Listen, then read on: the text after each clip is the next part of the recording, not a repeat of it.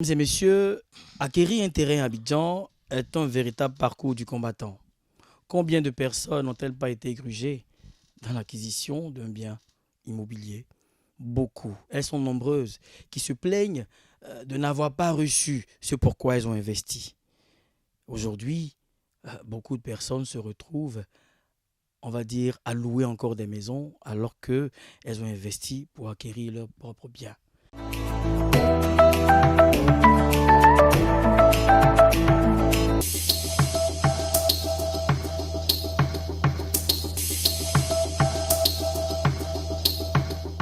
Pour en parler, j'ai le plaisir de recevoir Monsieur Kwa Eoussou Alain, manager de Transimo Global, une SARL spécialisée dans le secteur de l'immobilier, qui fait les transactions et qui aujourd'hui est là pour nous en parler. Bonjour Monsieur Alain.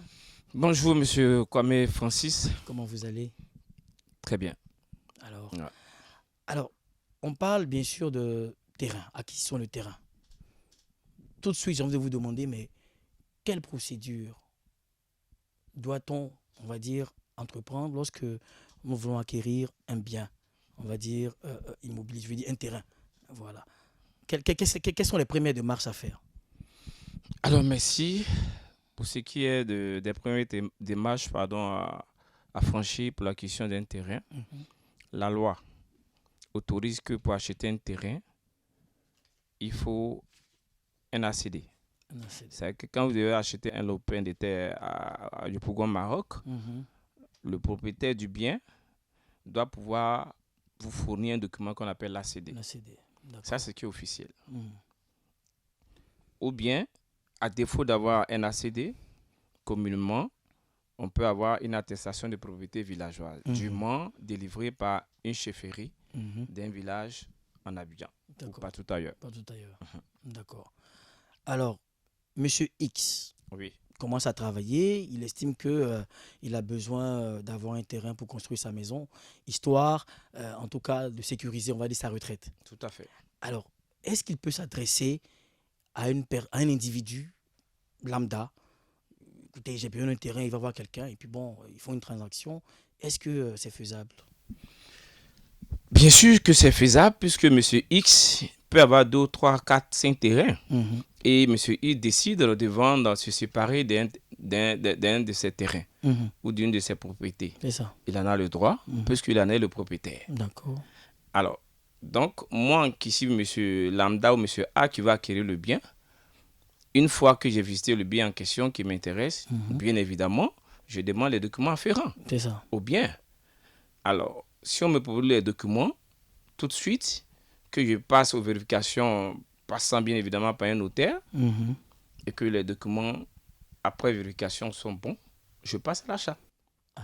Tout naturellement comme ça. Vous parlez là d'un élément très très important, la vérification. Auprès de Souvent, qui on vérifie tout ça? auprès des autorités compétentes, Mhm. notamment les notaires, D'accord.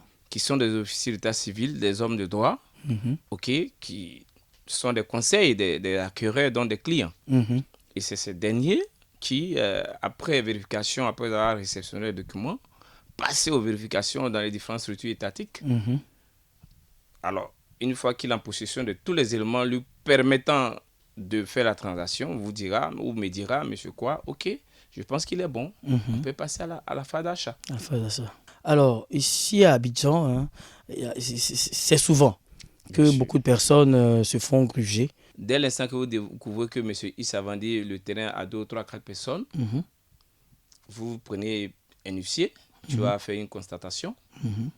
Et puis, ma foi, convoquer ce monsieur voilà, qui vous a pris de l'argent, puisque Mhm. c'est lui qui en était le propriétaire Mhm. jusqu'alors. Alors, ce dernier a en droit de vous donner des explications. Mhm. Sans quoi, vous l'envoyez à la justice carrément. Carrément. À la justice. D'accord. Parce que là, il y a un arnaque. Il y a un abus de confiance. Il a pris votre argent. Je peux estimer le coût du terrain peut-être à 10 millions. Mhm. Mais le même terrain, il a vendu à 2 ou 3, 4 personnes. Ouais. Il a le droit de vous donner des explications. Mais comment, dans quel contexte vous avez acquis le terrain? Ouais. Mais il y a deux modes. Soit vous l'avez Qui? acquis via un notaire, Mhm. ou bien de gré à gré, vous vous Mhm. êtes retrouvé quelque part dans un match, ou bien chez un huissier de justice, ou bien à la maison chez lui, vous versez de l'argent. Parce que c'est un terrain villageois. C'est ça. Alors, pour faire une transaction sur un terrain villageois, la loi dit que le notaire n'a pas à intervenir. Mais quand vous êtes en pleine propriété, donc un ACD, le notaire intervient. Comprenez?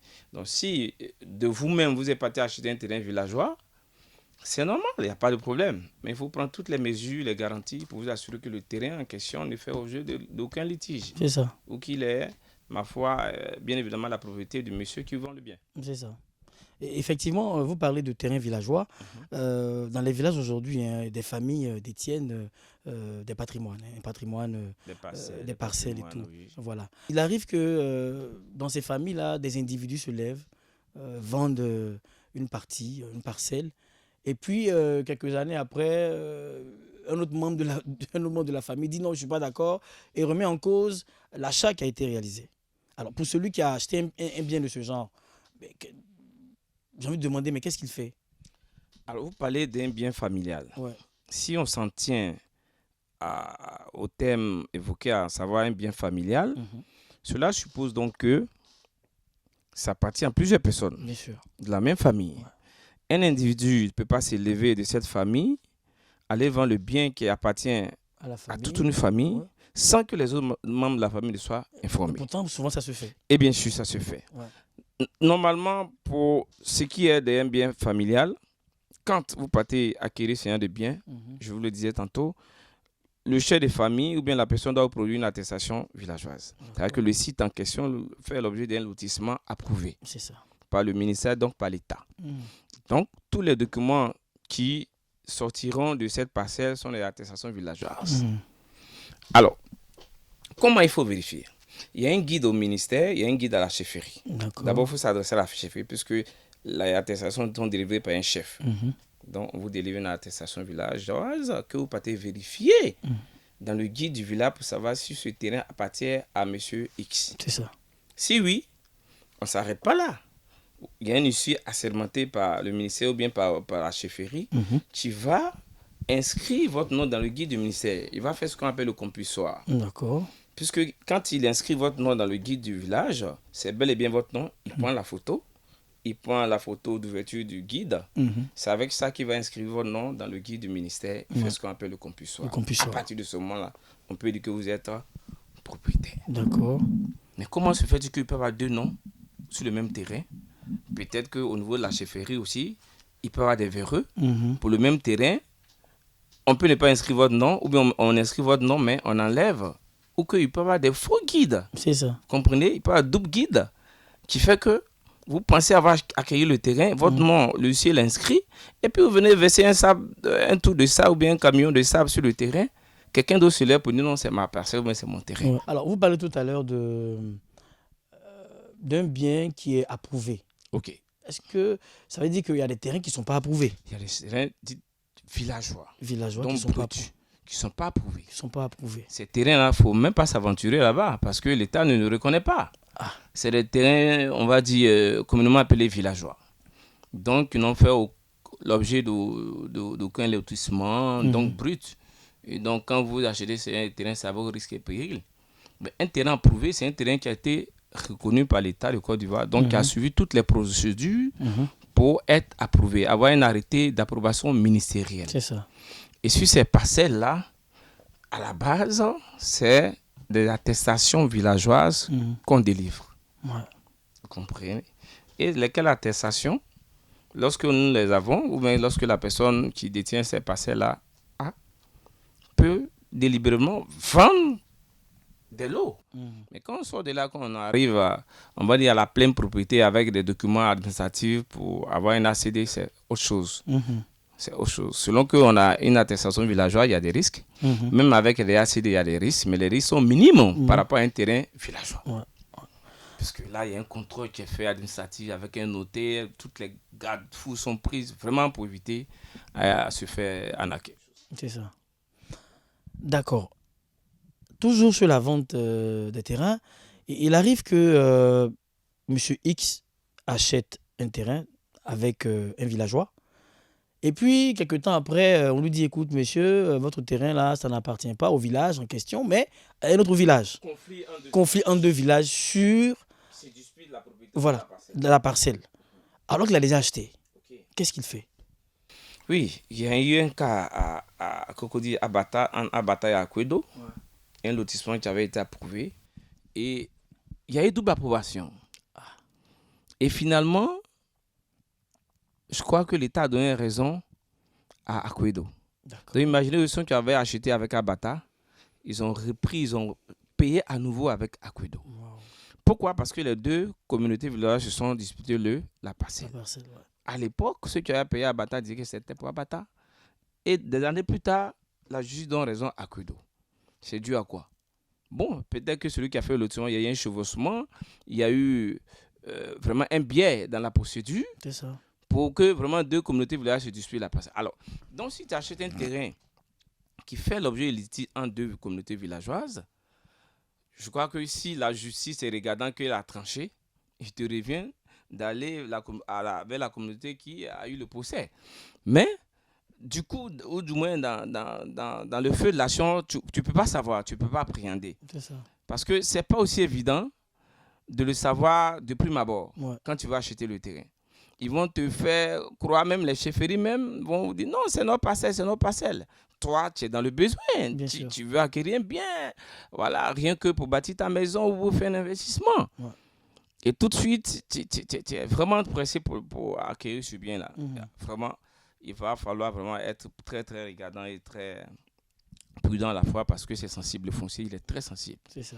Tu vas investir 10 millions, 20 millions, 40 millions. Un mois après, ils rebondissent. Ils disent non, ça n'appartient pas à telle communauté, mais ça appartient à la communauté A. Ouais. Comment on fait pour, une fois que l'argent est sorti, pour que ça retourne? C'est trop compliqué. Mais c'est dans ce cas, M. X qui a été, on va dire, lésé. Dupé ou bien, Dupé, oui. Est-ce qu'il peut faire recours, enfin, il peut faire recours à la justice? Il peut faire recours, mais c'est un périple, je veux dire, de longue haleine, ça va. Non, il peut recourir à la justice, puisque la loi est là pour ça. Bien sûr. OK. Il faut remonter, il faut vraiment remonter jusqu'à la source avec qui tu as payé le terrain. Avec un individu, mais avec des documents d'une communauté villageoise. C'est ça. Et l'autre communauté se réclame être propriétaire du bien en question. Du bien en question. Tout de suite, il faut recourir à la justice. À la justice. Voilà, tout de suite, il faut recourir à la justice pour situer les responsabilités de chaque partie.